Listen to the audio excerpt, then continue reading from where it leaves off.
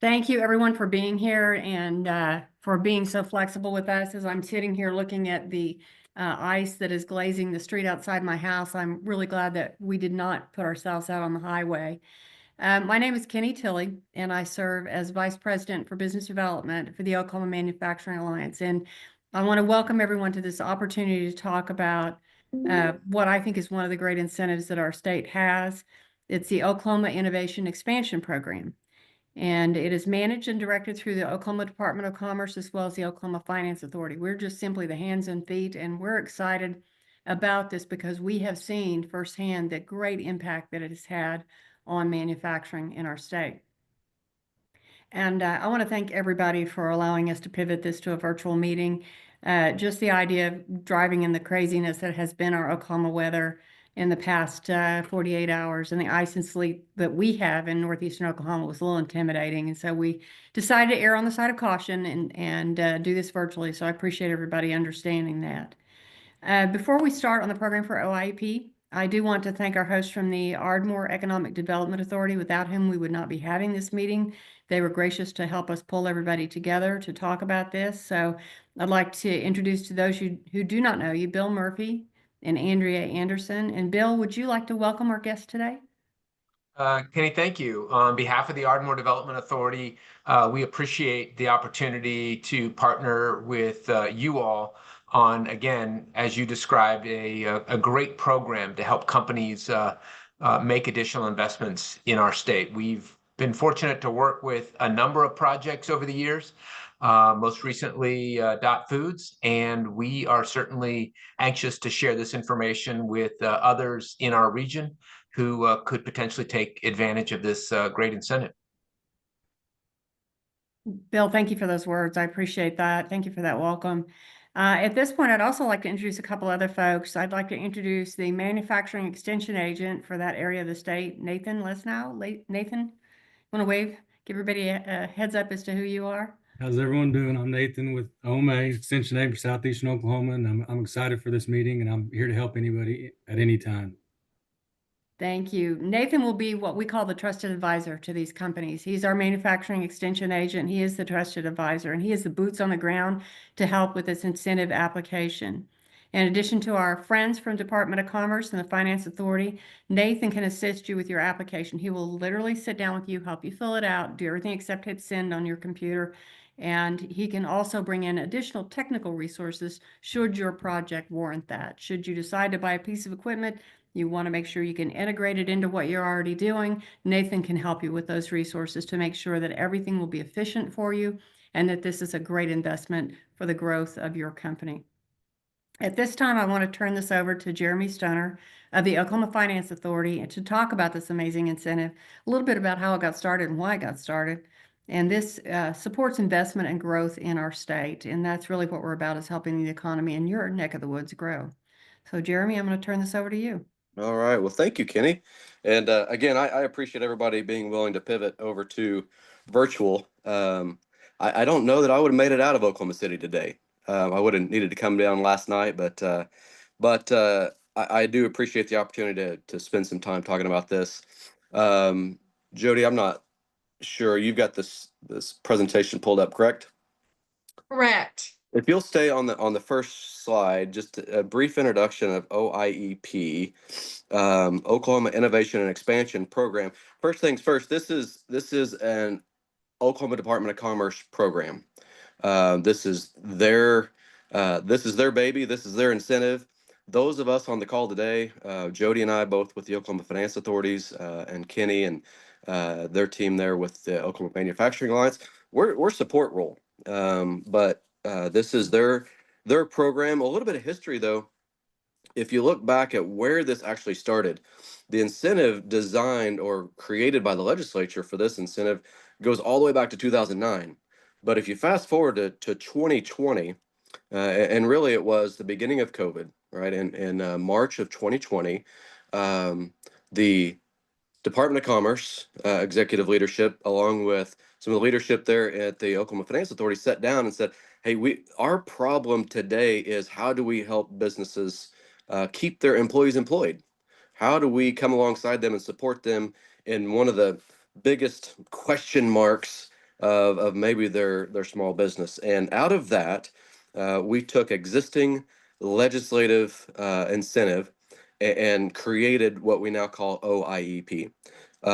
What we found over the course of the last few years, though, is that this small incentive helps smaller businesses make significant impact throughout the entire state.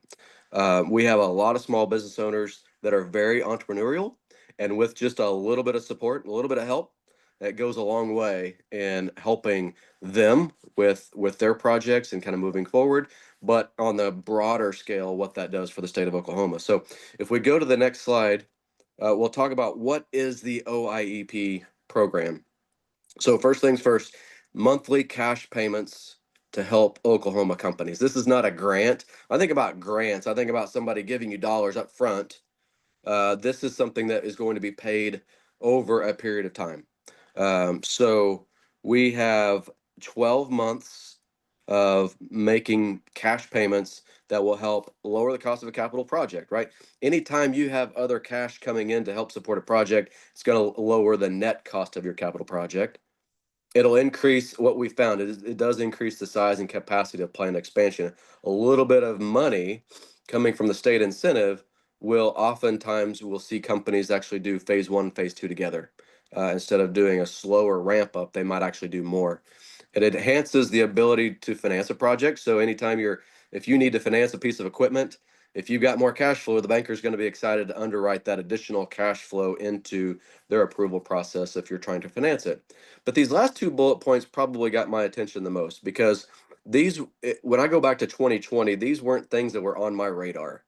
But improving employee retention and recruitment, a lot of times what we're finding people doing with this particular incentive is upgrading equipment. And by upgrading equipment, you're getting a lot of efficiencies and a lot of gains in terms of just getting production out the door, but you're also able to recruit the newest talent.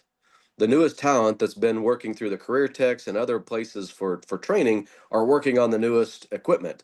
And when they come to you and you're trying to recruit them, they want to work on the newer equipment, not what their grandparents worked on 30 years ago, right? And we see that quite often, that it does actually help employee retention and recruitment.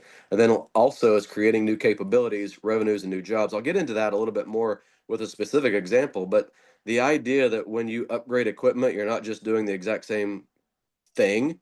You have the opportunity to have new capabilities, which creates new opportunities and new jobs. Many times in the economic development world, we kind of fight this battle of, well, if you're going to incent a company to go do robotics and cobots and all these other new machinery, then you're going to be losing jobs. And that's just not really what we have seen, especially with our smaller employers, because hey, if Joe is a good employee and he comes to work every day on time and he's a great employee, if I use a robot to take some of his job away, I'm going to put Joe somewhere else. I'm going to upskill him, or I'm going to use his talent somewhere else, and maybe backfill a position I'm trying to fill or trying to hire for, which I still struggle getting people to come to an interview, or I still struggle getting somebody to show up for that first day, or once they get their first paycheck, will they be back, right? Those kind of questions we still kind of face. So we're solving some of our own workforce issues with this program. I'll say there at the bottom of the slide, I've already hit on this, but we certainly work closely with Tax Commission, Manufacturing Alliance, and of course the Department of Commerce. There's a website here at the bottom of this slide, though, I want to point attention to, because if you don't hear anything else I say over the next 20 minutes, please note this website, okcommerce.gov/OIEP. And the reason is the application, when that opens up, it's going to be there. Q&A is out there. Any other questions you might think of after today, all those things you're going to be able to find first on a resource page there on that website. So if we go to the next slide, we have some eligibility requirements. Anytime there's an incentive, there's going to be eligibility requirements. There's going to be minimums, things that we have to be thinking about. First thing is minimum capital investment of $50,000 in a facility located in Oklahoma. $50,000 is really not that much money anymore when you're thinking about getting new equipment. And I kind of pick on new equipment because that's the majority of the types of projects that we see in this program. The other minimum here is we have a minimum payroll requirement of $625,000 per year. This is salary, this is hourly, this is all wages, all bonuses, all overtime. It is not benefits. It is not your 1099 contractors, and it is not your temp employees. But a total of $625,000 of payroll is a requirement that we have. Now, why is that? If you do the basic math, $625,000 of payroll will create in Oklahoma employee withholding taxes at about 4% will create $25,000. $25,000 is our minimum incentive that we pay out in this particular program. So that's why we have the minimums of $50,000 CapEx and $625,000 of payroll. So the other things on here, the other bullet points here, I'd point to a for-profit business, preference to manufacturing and industrial businesses. I put for-profit in quotes there because it's not the IRS definition of for-profit. What we're talking about here is our definition within the statute says any organization that has a product or service that they are selling at a margin greater than the cost is a for-profit business. So if you're a co-op, we've had electric co-ops, we've had 501c3, not-for-profit by IRS designation. Those types of companies have also applied for this as well. Point number 4 is a big one because you have to start thinking about what type of project that you're going to have. It must meet one of these 3 things. We're looking for things that are innovative, something that shortens or strengthens supply chain, or is designed to target a new market. So those 3 areas, when you start thinking about what you're going to be doing with the dollars, the new equipment or the expansion that you're doing, we need to be thinking about how it fits into one of those 3 categories. It needs to be innovative, it needs to help with supply chain, or it needs to be helping you get into a new market. Okay, we'll talk about that a little bit more here in a moment. No double dipping on other incentives in the state, primarily because the withholding taxes that we're using, we only have so many withholding taxes. So that's the source of a lot of different incentives. So we just can't double dip on quality jobs, investment tax credits, or even business expansion incentive program. Well, it's very similar to OIEP. The next one there says that you can't spend money on your project prior to receiving an award from the Department of Commerce. It's pretty simple. I can't give you an incentive for something you've already started. We'll talk about timelines here in a little bit, but basically that means we need applications coming in that you have not started on the project, but that you will start by the end of September. So that kind of hits those 2 bullet points together. Business is selected. You've got to spend at least 10% of the project by September 30th. So there's a process that we go through to make sure that you're moving forward the project before we send you any money. Projects that at least get $25,000 or more, we've talked about that already. Then at the very bottom of the list, you see that lovely website again, okcommerce.gov/OIEP. Don't forget that particular website. Okay, let's go to the next slide. I get this question quite often, which is how does Commerce and how does the team determine what kind of award I'm going to get? Well, it's based on 2 parameters. The first is the net benefit analysis. Now, we could talk about this for 3 hours, or I could tell you in about 30 seconds. The net benefit analysis that Commerce uses is a highly sophisticated econometric modeling tool that looks at all of the revenues to the state versus the cost of the state. So we're really talking about tax analysis of your particular project. So if you're doing a project, and let's just say you spend $50,000 on a piece of equipment, and they say that the net benefit for your project is $40,000. How they come up with that is based on all of those revenues and costs. The next part of that analysis looks at what is your company payroll, because the source of your payment is going to be coming from those withholding taxes that we've been talking about. So if you look at the layout here in this table, you kind of get an idea. If your payroll is $625,000, you're going to get about $25,000 because that is 4% of $625,000. If you have $2 million in payroll, you could get up to $80,000. So let's just say you have $2 million in payroll, but you got that $50,000 project. you're not going to, it's going to be the lesser of those two amounts. So let me give you a better example. Let's say it's $100,000 project that the net benefit is $50,000. If you have $1 million in payroll, you don't have the ability to get $50,000.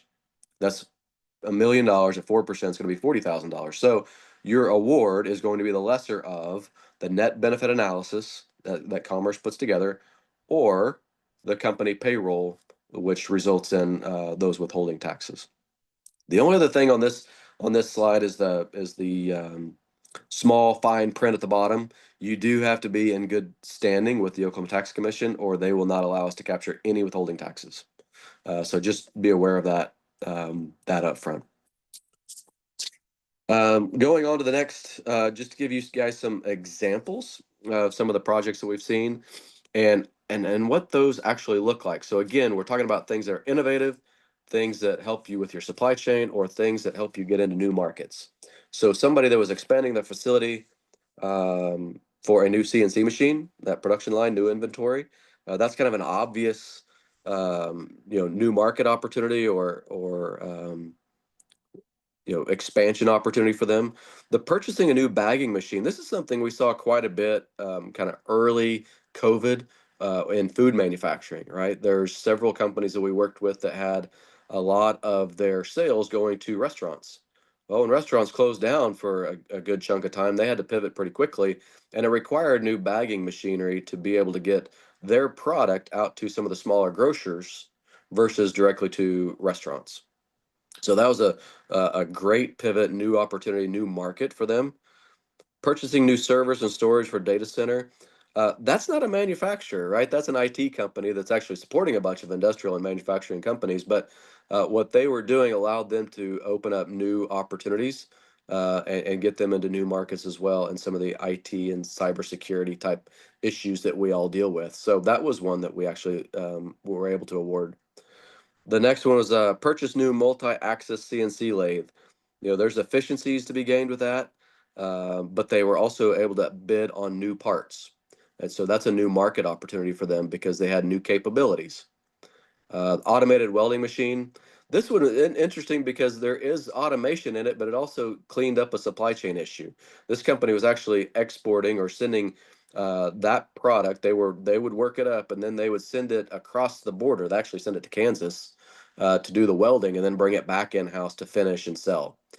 So putting the automated welding machinery in place actually just eliminated part of the supply chain or some of the process of sending that work out.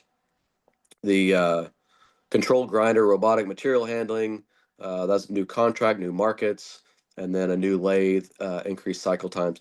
Well, one of the stories I kind of wanted to kind of pause and tell you about though here was a friend of mine up in Fairview. Now Fairview's all up in Northwest Oklahoma, major county.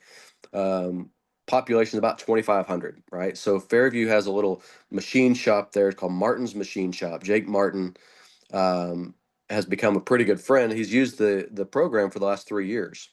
And the first year that he got in the program, he bought it's a CNC laser cutter that allowed him to cut a thicker gauge metal. Well, that allowed him to sit down with the manufacturing alliance and identify new opportunities that he wasn't even thinking about. So being able to cut a thicker metal allowed him to open up new markets, and a lot of that ended up in the wind industry. Not just Northwest Oklahoma, but Western Texas, and even up into Southwest Kansas. He started getting in some pretty good opportunities, new revenues. And even though he only planned to have like one new job by putting this new piece of equipment in place, he's actually added a couple more. And so that's a pretty big deal for a company that has $1 million payroll and about 18 employees in their shop. But last week I ran into Jake. I was up in Enid, and we were giving the same presentation, and he told me that he had just went out to the shop on his way out the door, telling the guys that he was coming over to Enid to hear about OIEP. And he said their faces lit up. It's like Christmas to these guys on the shop floor, that they are expecting new equipment. And some of these guys that are out there in the fab shop, they see the opportunities, and now they brought him 3 different project ideas in about 30 minutes of ways that they see opportunities to use OIEP this next year. So he's pretty excited, and it's kind of changed the energy around the shop this time of year. So he's all on board. He told me he'd travel with me anywhere I wanted to go talk about OIEP and the benefits for small business. Let's go to the next slide. As a nerd, this is my favorite slide. If you were to break down what's on this slide, first things first, we talk about the idea, the concept of a mega project every year. Just through the application period of OIEP over the last 3 years, we've taken 590 applications. 488 of those applications were approved, and 45 of those applications actually were, I would say, upgraded, but put into another program that was more beneficial for that company. So what I want you to hear in that is, you may apply for one program, but if Commerce is evaluating it and identifying that there's actually something better for you for this project that's going to be more value to your company, we're going to sit down and talk to you about that and move you to that program if it makes the most sense. But if you think about total applications, 590, that's 533 awards, 90% approval rate over the last 3 years. So first point I would make is there's a history of success in this program. We've been doing this since 2020. This will be our 6th year. This isn't brand new. We kind of know what we're doing. We know how to make this successful, and we've been successful with a lot of businesses around the state. Number two, there's a real desire to support Oklahoma business. When you see a 90% approval rate, I hope that jumps out to you. I hope it jumps out and says, this is a program that the state wants to help benefit Oklahoma businesses. I've been in the finance industry for about 25 years, and it doesn't matter if it's loans or grants or other incentives, bonds, it doesn't matter. There's no such thing as a 90% approval rate on any finance mechanism that I've ever worked on over the last 25 years.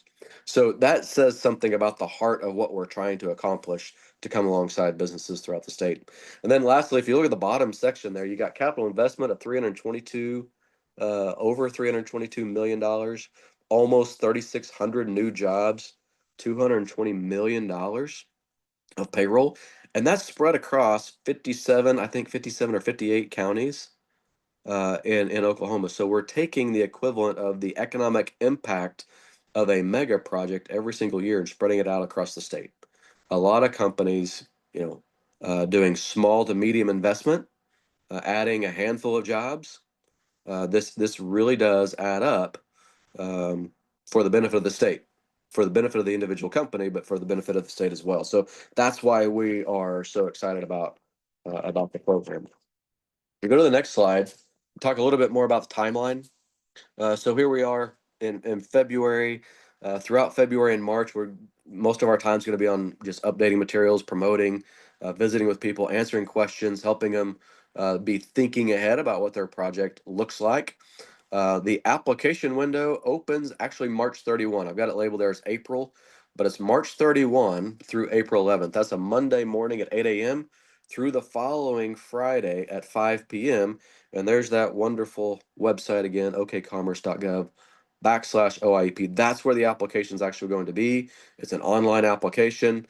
Most people tell me it takes them about 15 to 20 minutes to fill this out. It's not complicated.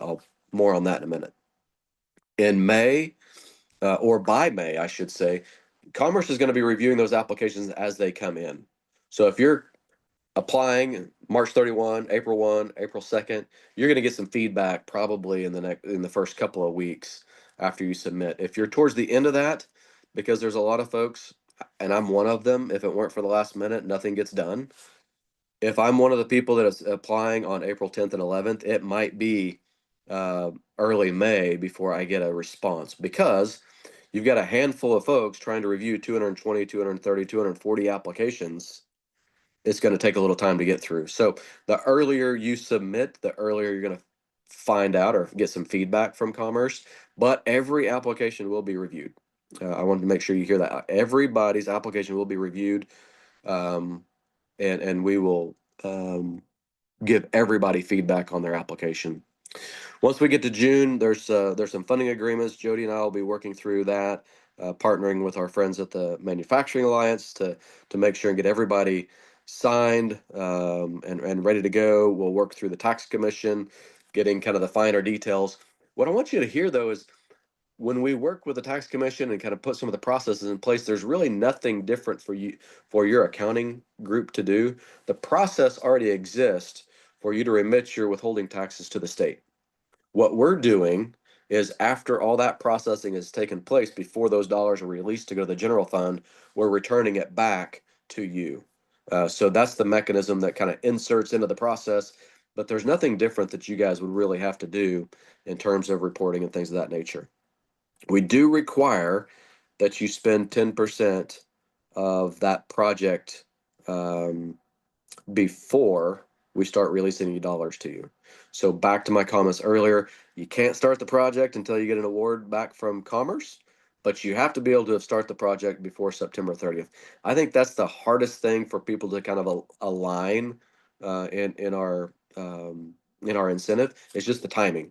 You got to be able to start basically April or May up to September 30th.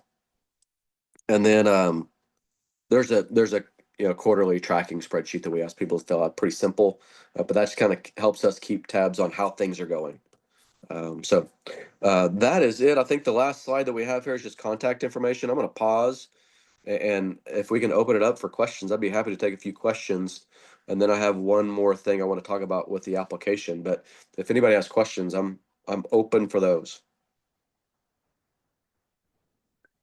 Jeremy, can you speak just a little bit to how, like, if someone comes to you with an idea and says, is this going to qualify? You guys are willing to have that conversation with them to kind of guide them a little bit? Yeah, I think it's become about half of Jody's job description that we get questions about what can I do with this, right? And so I think part of our role at the finance authorities is obviously we have some of our own, loans and bonds and obviously this incentive program that we work on. But a lot of time we're just sitting down with a company to say, here's the opportunities based on the project or based on what it is that you want to go do. Here's how I'd recommend doing your capital stack. Like if you got some cash, but you're going to need some borrowing, or here's some incentives. Let's kind of talk through that and kind of identify where those opportunities exist. But we'd love to do that. Any opportunity to visit, it's a free consult. We travel the entire state and love having that opportunity to go do it. And I also want to stress that, we're hands and feet for this. As Jeremy mentioned, this is Commerce's whole project that they put forth this program. Finance Authority does all the back end work and determining whether or not it's viable for the state and making sure those payments get through. But we're hands and feet. If you need Nathan to come sit down and talk you through it, or one of our other folks, we're happy to do that. And if you're looking at a project and saying, we'd really like to get into this product line or into this service, or change, maybe pivot out of oil and gas and get into the aerospace industry, but we need X, we need this to get it. It's definitely something to think about. And as Jeremy mentioned, we have companies that are doing this year after year now. They figured it out. And it's not that they're gaming the system, it's that they're absolutely using this as a tool to boost their bottom line and to help them with revenue growth. Yep.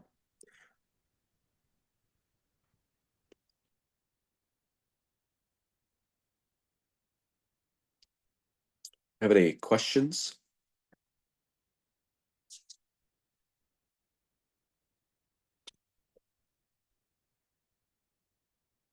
I talked nonstop, but I didn't think I did that good of a job explaining it. So let me do one other thing, because I do have in front of me, I printed out what the application looks like. For those that haven't gone through that application process in the past, one of the questions I always get is like, well,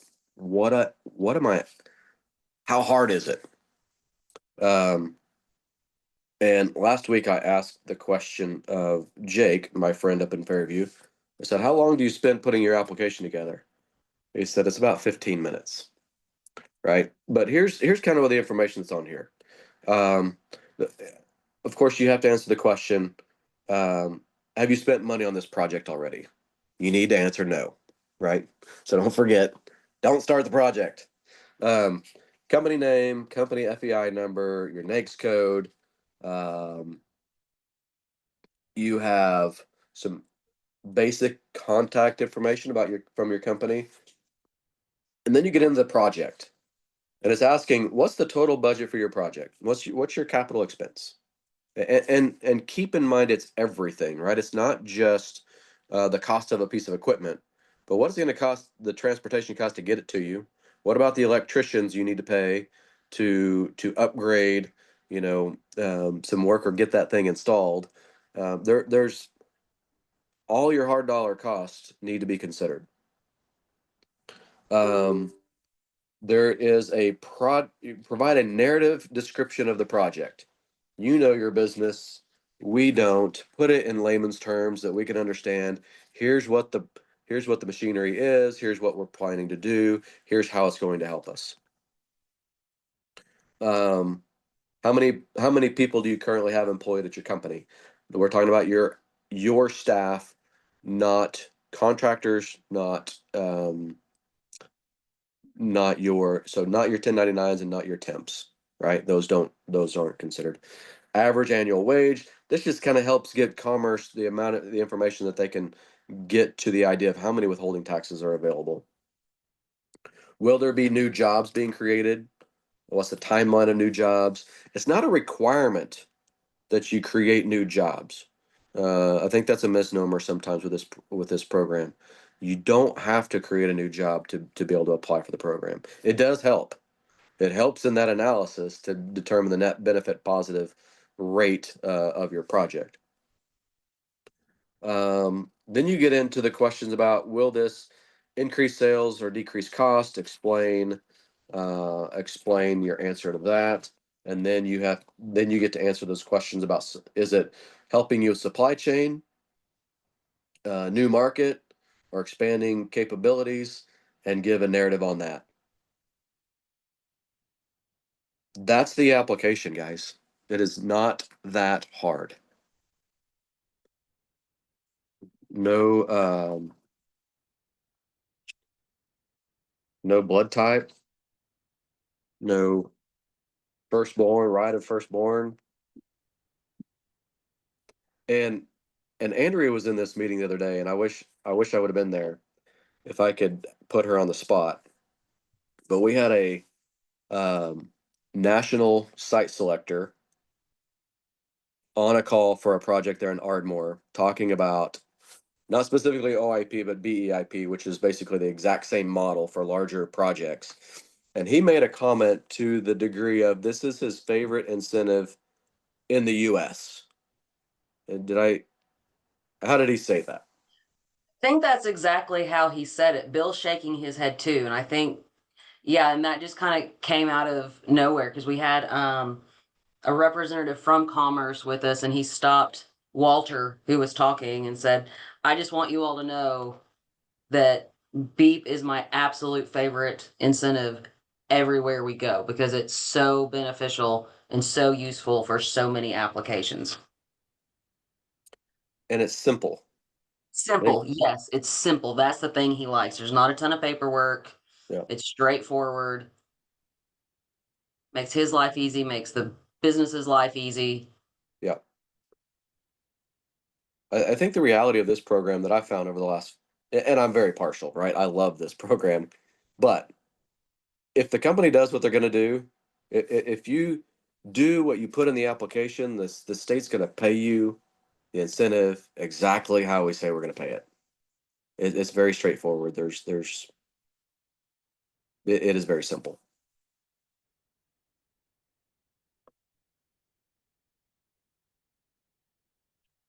And one of the great things about the program, we've seen some very small family-owned companies that have continued to use it year after year, and they've found a new process, new product, new service, new capability that they didn't know they could have.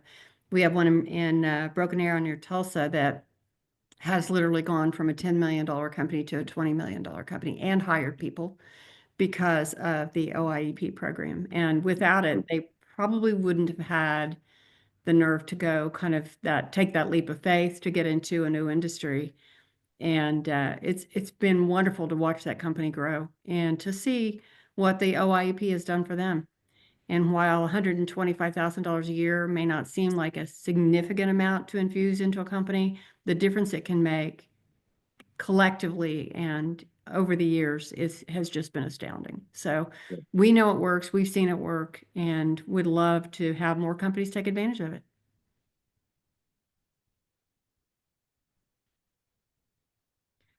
So are there any other questions for Jeremy?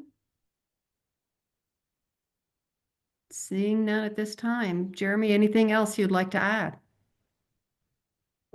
Take your vitamins. Wash your hands. Stay away from kids that have the flu. I've been I think recovering for a week. that is good advice for all of us right now, since apparently we're the epicenter of the universe. So hate to see it was the truth. Well, thank you again for that overview. And if anyone thinks of anything else after this meeting, you should have our contact information on the invite. You can look and see how to get a hold of us on either the Finance Authority website, Department of Commerce website. Jeremy's given you that website to look at. If you would like one of us to help step you through that application, we'd be more than happy to do so and kind of look about what the impact might be for your company. We'd be happy to do that too. And if anything else that we could provide, any resources we could provide to support that. So thanks for everybody who took the time today to be on this call to learn more about it. If you still have questions, reach out to us. We'd be happy to help. And we'd love to see more companies participate in this outstanding program and continue this story, because it's definitely been a great economic impact for our state. So thank you all so much. Stay warm, stay out of the weather as much as you possibly can, and thank everyone so much for your time today. We appreciate you. And we are adjourned.